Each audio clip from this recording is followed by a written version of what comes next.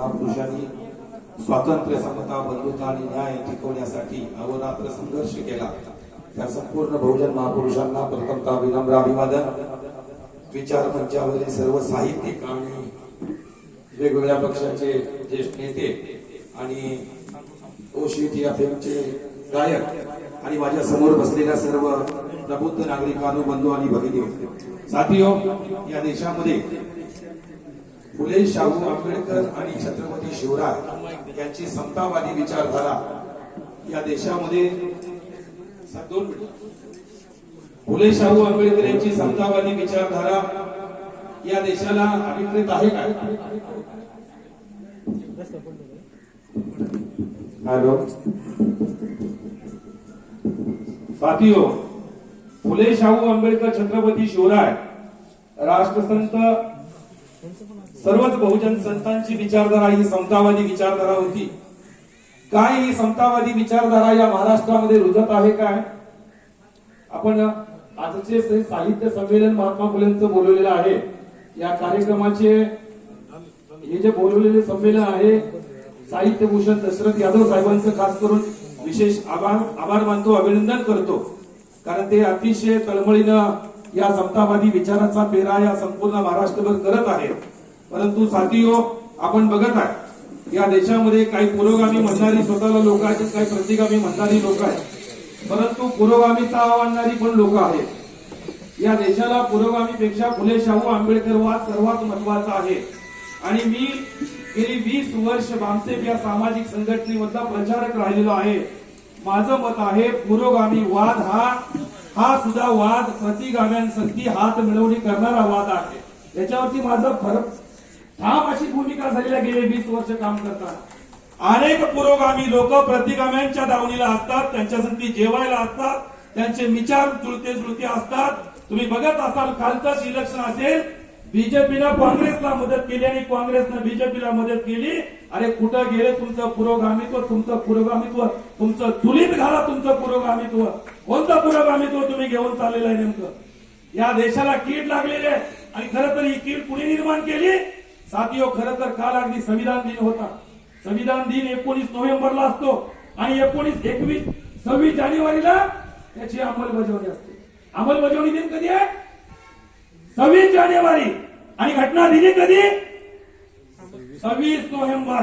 माझा काँग्रेसच्या लोकांना प्रश्न आहे, खास करून सोनिया गांधी मॅडमना प्रश्न आहे, 26 नोव्हेंबरला भारताचं संविधान दिलं असताना 2 महिने अंमलबजावणी करायला लेट का लावला? हा सुद्धा जातीवादच आहे.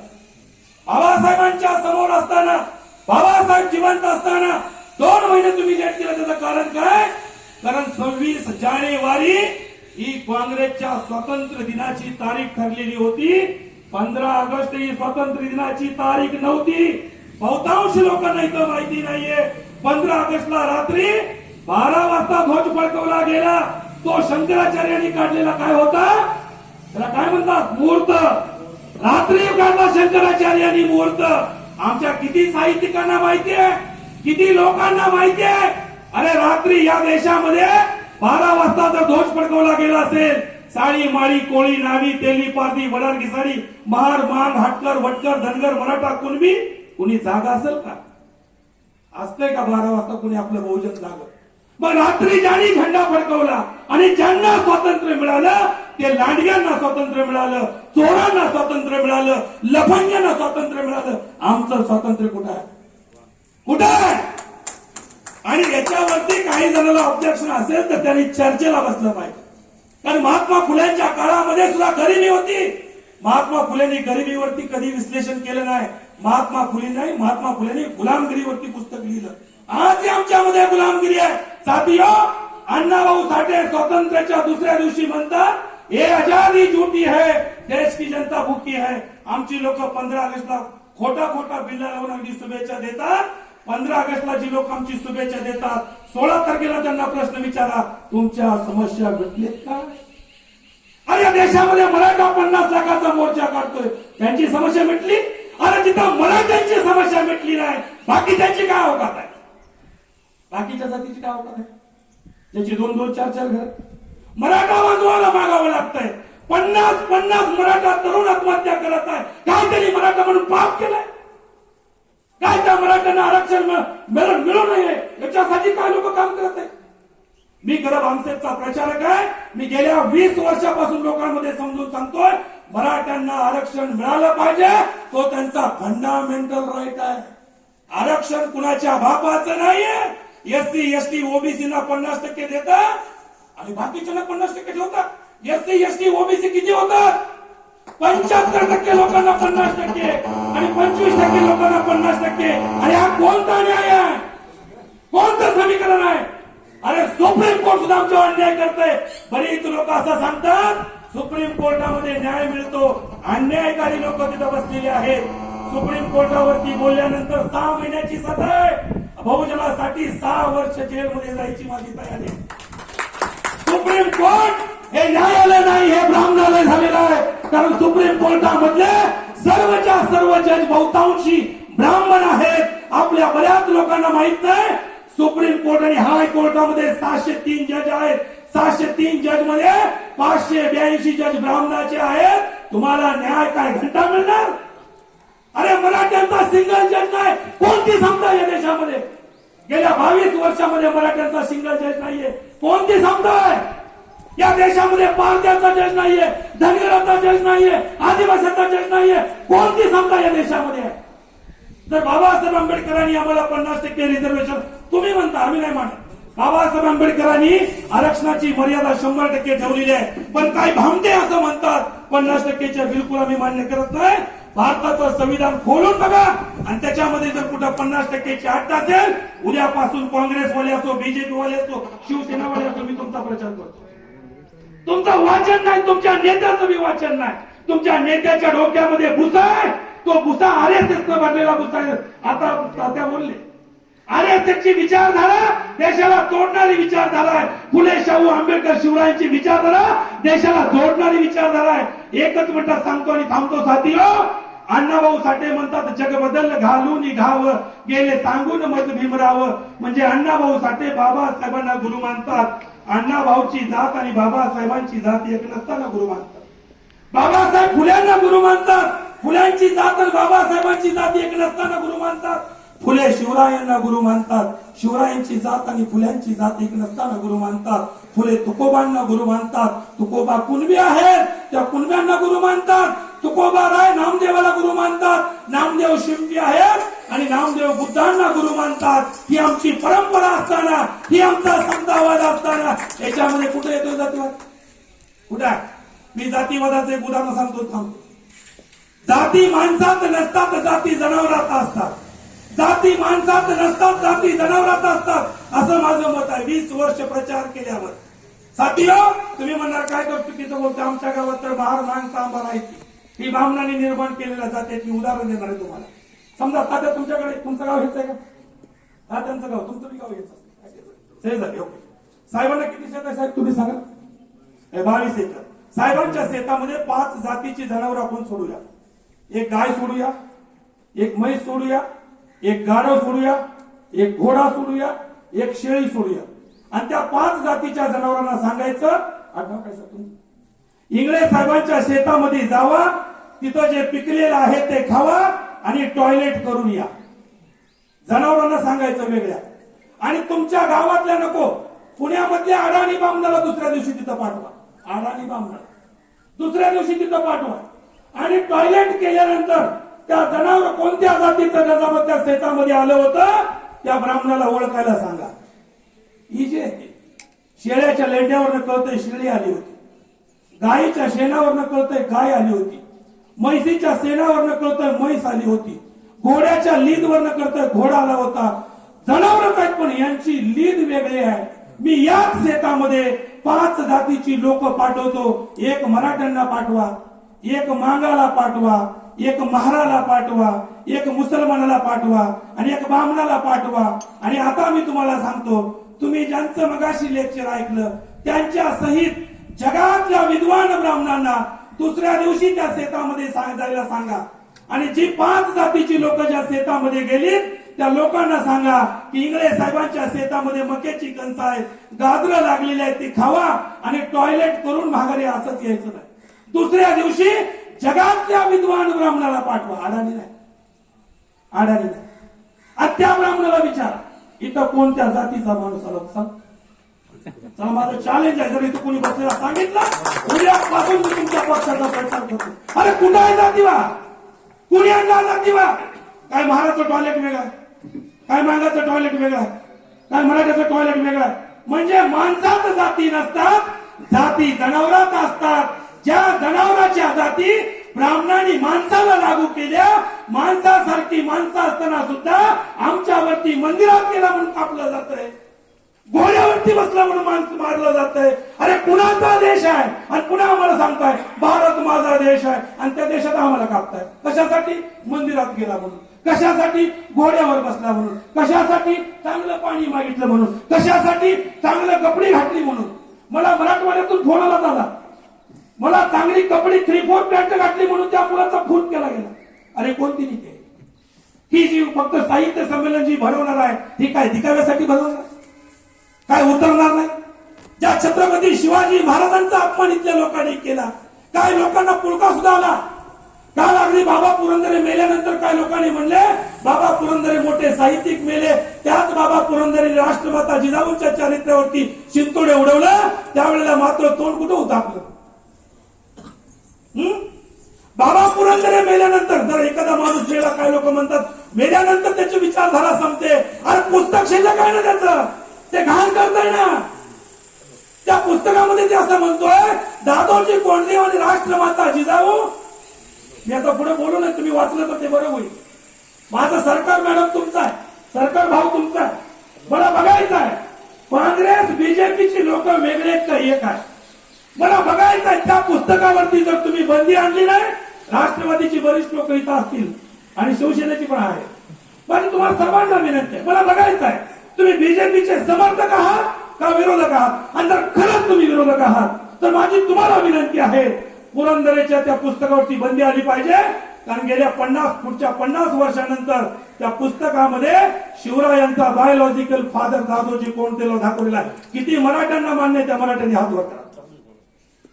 किती मराठ्यांना मान्य आहे? किती मराठा बांधवांना तुम्हाला मान्य आहे? आपल्या शिवरायांच्या आईवरती ज्याला चारित्र्यावरती शिंतोडे उडवलं त्याच्यासाठी गळत काढताय. हे बोलणं फार रिस्की आहे. जाताना माझा खून होऊ शकतो, जाताना माझी मर्डर होऊ शकते, जाताना माझी हत्या होऊ शकते.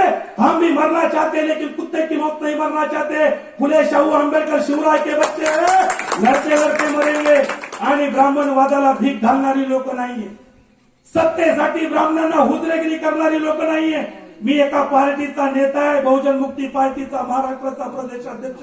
आता जस्ट मी 74 दिवसाचा महाराष्ट्राचा दौरा केलाय आणि मी अनेक लोकांना सांगतोय, अरे ब्राह्मण अनेक ठिकाणी सांगतोय मुसलमानाचं आम्हाला मत नको आहे, आम्ही सांगतोय आम्हाला ब्राह्मणाचं मत नको आहे. का या देशामध्ये ब्राह्मण आजपासून परिणामापासून अगदी आता सांगितलं साहेबांनी, साहेब स्वतः म्हटले, कोण होते ते अध्यक्ष सबनीस साहेब म्हणले, मी आगरकरांना काय मानत नाही, समाजसेवक मानत नाही, त्यांचं वाक्य मी ऐकतो.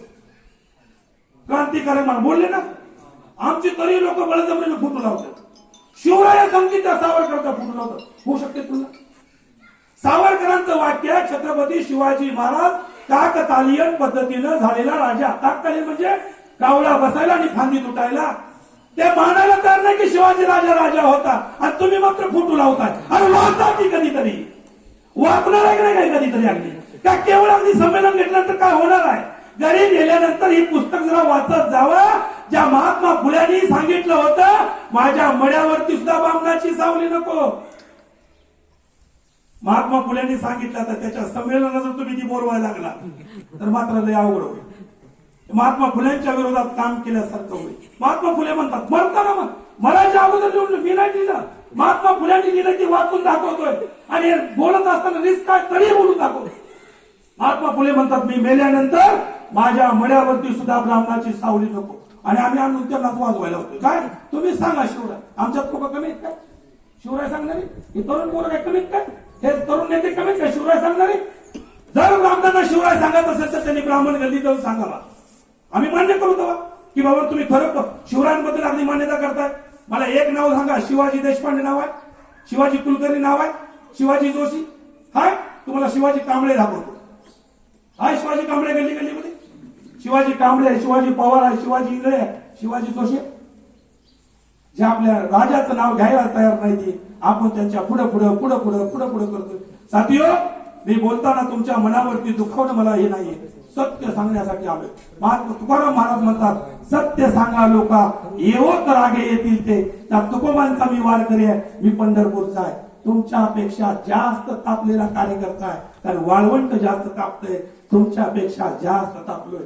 म्हणून माझी विनंती आहे साहित्यकारांना सुद्धा जरा उघडे डोळे ठेवून लिहा, नाहीतर आपली पुस्तकं टॉयलेट पुसण्याच्या लायकीची होऊ नये याचं सुद्धा भान घेतलं पाहिजे. काही लोक सांगतात, मला एका कवीनं सांगितलं, काय सांगितलं, मातीत पतरले अतिरम्य पंख केले वरी उदर पांडुर निष्कलंक, चंचू तशीच उघडी ठेवून पद लांबवले, निष्प्राण पडला आणि स्वमनी माले. अरे पक्षी एक मेला म्हणून तुला एवढं दुःख झालं, रोज इथं महारामांगाची हत्या होते रे, तवा नाही दुःख होत तुला, तवा नाही दुःख होत तुला. एक लेखक असा, एक कवी असा म्हणला, लेखक कवी काय, एक तुतारी द्या मजा आणून फुंकीन मी जी सोपर आणले. तुझं पाय काय मोडले का काय, आम्ही तुला आणून देणार, तू फुकत बसता अरे खाऊ. काय म्हणतोय, एक तुतारी द्या मजा आणून, आम्ही याला तुतारी आम्ही आणून देणार आणि मग हे फुंकणार. तुझं काय पाय मोडले का, जागी जरा खाली उतर, गाडीच्या खाली उतर, घराच्या खाली उतर, बाजारात जा, तुतारी घे, वाजवत फिर आणि वाजवताना आम्हाला बी सांग आवाज कुठनं येतोय. साथियो, बोलण्यात आणि कृती ज्याच्या फरक आहे त्याला आम्ही काय मानत नाही, समतावादी मानत नाही. भले ह्याच्यासाठी आम्ही आमचा जीव द्यायला तयार. महात्मा फुल्यांच्या वरती मारेकरी लोकांनी पाठवले, आमच्यावरती आले तरी सुद्धा आम्ही भिणार नाही. बाबासाहेबांवरती पाठवले, शिवरायांवरती मारेकरी पाठवले. आताच काय सरांनी सांगितलं, एकच मिनिट बोलतो थांबतो. सरांनी आताच सांगितलं, RSS वाले सांगतात औरंग्या. मी त्याच RSS वाल्यांना प्रश्न विचारतोय, अरे संभाजी राजांना जर औरंगजेबानी मारलं असतं तर पुण्यामध्ये मोगलांचं राज्य यायला पाहिजे होतं, पेशव्यांचं राज्य का आलं? याचा अर्थ असा आहे, पेशव्यांनी पकडून दिलं मोगलांना आणि सांगितलं मारायचं तुम्ही, बक्षीस मात्र पुणे म्हणून आम्हाला द्यायचं. हे पांढऱ्याची रणनीती नाहीये, ही बामणाची रणनीती आहे. बामण काय सांगतोय, फोडा आणि राज्य करा, इंग्रजाची नीती आहे. अरे नाही, गरज फोडा आणि राज्य करा ही बामणांची नीती आहे आणि ब्राह्मणांनी पूर्वीपासून राबवलेली आहे. आता काय समाजवादी लोक असतील, काय चांगले असतील, परंतु मला असं म्हणायचं आहे, चांगले ब्राह्मण सुद्धा वाईट ब्राह्मणाच्या विरोधात बोलत नाहीये. आम्हाला सांगण्यापेक्षा ब्राह्मणामध्ये जर जाऊन तुम्ही जर त्यांना सुधारवलं तर खूप चांगलं होईल. साथियो, काल संविधान दिनाच्या दिवशी सुद्धा तुम्ही बघा, जिथं जिथं संविधान दिन साजरा झाला, पोलीस स्टेशनमध्ये काय साजरा झालं, ज्या हुतात्म्यांना मारलं गेलं त्यांचा स्मृती दिन किंवा शहीदांना विनम्र अभिवादन साजरं झालं. का असं झालं साथियो, 6 डिसेंबरला बाबरी मशीद पाडली जाते आणि 26 नोव्हेंबरला मुंबईवरती अटॅक केला जातो. या तारखा अशा फिक्स का केल्या जातात, का फिक्स केल्या जातात? तुम्हाला माहिती आहे, लग्नाची तिथी जर कुठं असेल, उद्या बघा, उद्या तारीख किती आहे, 28 नोव्हेंबर. उद्या सगळीकडे लग्नाच्या तिथी आहे. हातकडे बघून या, तुम्ही बघून या, सगळ्यात मोठ्या तिथी आहेत का? उद्या महात्मा फुल्यांचा मेलेला दिवस आहे. अरे तुमचा बाप मेला, तुम्हाला लग्न करायला सांगताय बामण. 21 मे माता रमाईचा स्मृती दिन आहे. माता रमाईचा स्मृती दिन असताना गाणं म्हणणारा आनंद शिंदेच्या घरातला आदर्श शिंदे, आई मेल्याचा दिवस आहे, तो हरामखोर त्या दिवशी आपल्या आईच्या मेलेल्या दिवशी ब्राह्मणाच्या मुलीसंगती लग्न करतो. लाज नाही वाटत? बोलताय कधी करताय? म्हणून जे बोलतील त्यांच्यावरती आमची करडी नजर आहे. आम्ही सुद्धा जर बोलताना आणि करताना जर चुकलो, तुमच्या पायातली चप्पल आणि आमचं थोबाड एक करा, तुम्हाला पूर्ण परवानगी. परंतु जे फक्त पुरोगामी म्हणतात आणि ते प्रतिगाम्याच्या दावणीला बांधले जातात, त्यांचं थोबाड फोडण्याची संधी आम्हाला दिली तर बरोबर, आणि ती नक्की करू येणाऱ्या काळात. आम्ही नाही फोडणार, जनतेला सांगू याचं थोबाड फोडा. प्रतिगामी आणि पुरोगामी या लोकांनी ठरवून घेतलं पाहिजे तुमचं पुरोगामित्व नेमकं कोणतं आहे. अरे आरक्षणाला विरोध करणारे मी पुरोगामीच आहे. आरक्षणाला आता सदावर्ते काय म्हणतो, मराठ्यांना आरक्षण नको. हा कोण आहे? स्वतःला म्हणतो मी आंबेडकरवादी आहे. आम्ही त्याला सांगितलं पायतांना आणलं पाहिजे. अरे बाबासाहेब आंबेडकर काय म्हणतात, सर्वांना आरक्षण मिळालं पाहिजे, आणि तो आंबेडकरांचा अनुयायी असून म्हणतो मराठ्यांना आरक्षण नको. आम्ही सदावर्तेचा सुद्धा निषेध करतोय, सदावर्तेचा सुद्धा निषेध करतो. का? चला होते बाबासाहेबांपेक्षा मोठा नाही आणि बाबासाहेबांपेक्षा कुणीच मोठा नाही. जो फुले शाहू आंबेडकर शिवरायापेक्षा स्वतःला मोठा समजतो त्याला मोठा समजण्याची आम्हाला गरज नाही. माझी तुम्हाला विनंती आहे साथीयो, कदाचित मी बोललेलं कदाचित दुखेल, पण दुखल्याशिवाय अगदी आपल्यामध्ये हे पण होणार नाही. कारण तुम्हाला माहिती आहे तापाची गोळी कडू असते आणि कडू गोळी खाल्ल्याशिवाय ताप पण उतरत नाही. मी तुम्हाला थोडी कडू गोळी दिलेली आहे, ताप लवकर उतरेल याच्यावरती विचार करावा. आपल्या राजाचा जिथं अपमान होतो तिथं आपण काय. पण विनंती आहे माझी तुम्हाला साथीयो, बहुजन बांधवानो, हे जे साहित्य संमेलन चाललंय दसऱ्यात यादवाला वेळ नाही लागला गेला. किती वर्षापासून घेत आहे? 14 वर्षापासून. बघा चेहरा पूर्ण सुकून गेला बिचारा. फिरून फिरून अगदी महाराष्ट्र बोंबलून सांगतात समता समता समता समता शब्द फक्त पुस्तकात राहिला, तुमच्यामध्ये पाजरत का नाही? अरे मडक्यात पाणी टाकलं तर खाल्लं पाजरतय. अरे मडक्यासारखा थंडावा पाहिजे होता आपल्यामध्ये, ती समता थंडावा आहे ती पाजरत का नाही? आणि जर पाजरत नसेल तर याचा अर्थ असा आहे समतावादी लोक कमी पडतात आणि विषमतावादी लोक मोठ्या संख्येनं काम करतात. म्हणून माझी तुम्हालाही विनंती आहे समतावादी लोकांना, तुम्ही एकाच्या हातामध्ये हात घालून काम केलं पाहिजे. एकटं लढण्यानं मराठा बांधवांचं कल्याण नाही झालं. आमचं कधी होईल? मराठा बांधवांवरती मागण्याची वेळ आली का? मराठा बांधवांचे 100च्या वरती आमदार असताना ही वेळ आहे, 26 खासदार असताना ही वेळ आहे. मी त्या खासदार बांधवांना मी सांगणार आहे, तिथं जाऊन जर तोंड उघडता येत नसेल तर गेलायच कशाला गेलाय? काय फक्त तिथे बसायला? हा, आमचं एक जोकर आहे तिथं, बोलतच नाही. बोललं तर गाणंच म्हणतोय. आमचं एक जोकर आहे, बोलतच नाही. एकतर बोलत नाही, बोललं तर कविताच म्हणतोय. आता कविता म्हणायला संस्था ठेवू द्या. कविता म्हणण्यासाठी साहित्य संमेलन होतं नाही साहेब, होतं ना काय? कवी संमेलन असतं. आता बोलू नका म्हणून तर बोलत नाही, उठलं का म्हणतोय कविताच म्हणतो. हा कविता म्हणण्यासाठी नाही पाठवलं झाला. मला त्यांच्या प्रश्नावरती बोल. ओबीसी 52% त्याची जाती न्याय जनगणना होत नाही, त्याच्यावरती तोंड उघडणार आहे. जे आमदार मंत्री तोंड उघडणार नाही ही ओबीसीचे विरोधी आहेत असं डिक्लेअर केलं जाईल साथीयो. कारण मी आता बहुजन मुक्ती पार्टीचा प्रदेशाध्यक्ष नात्यानं 1 डिसेंबरला पद्मावती या ठिकाणी आम्ही मोठं काय ठेवली, राज्य अधिवेशन ठेवलं 1 डिसेंबरला. आणि त्याच्यामध्ये पहिला विषय आहे काँग्रेस बीजेपी कडून दोघांकडून सुद्धा ओबीसीची जाती निहाय जनगणना न करणं ब्राह्मणी षडयंत्र आहे. बऱ्याच लोकांना वाटतं काँग्रेस पुरोगामी आहे. अरे तुम्हाला माहित नाही, बीजेपी एक बार परवडलं तोंडावर बोलतोय. मी काय बीजेपीचा नाही, काँग्रेस पाकिट मार आहे. तुमच्या गांड्यावर हात टाकायला तुमचं पाकिट कधी काढल्याचं कळत नाही. हे आताच नाही म्हणा, नाही तर तुम्हाला लय राग यायचा का? तुम्ही बघितलं असेल, तुम्ही खाली एकमेकाची डोकी फोडताय पण वरती जाऊन नेते एकाच्या ताटात लाडू, एकाच्या ताटात चिकन, एकाच्या ताटात मटण अगदी वळून खात येतं आणि आपण मात्र खाली डोकं फोडतो. ही करू नका भावानो.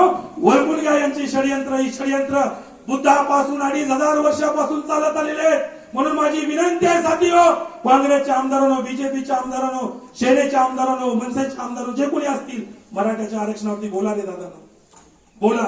ओबीसीच्या प्रश्नावरती बोला, ओबीसी जाती न्याय गरजेवरती बोला, अन्य अत्याचार होतो त्याच्यावरती बोला. आणि जर होत नसेल तर राजीनामा द्या, दुसऱ्यांना जागा खाली करू नका.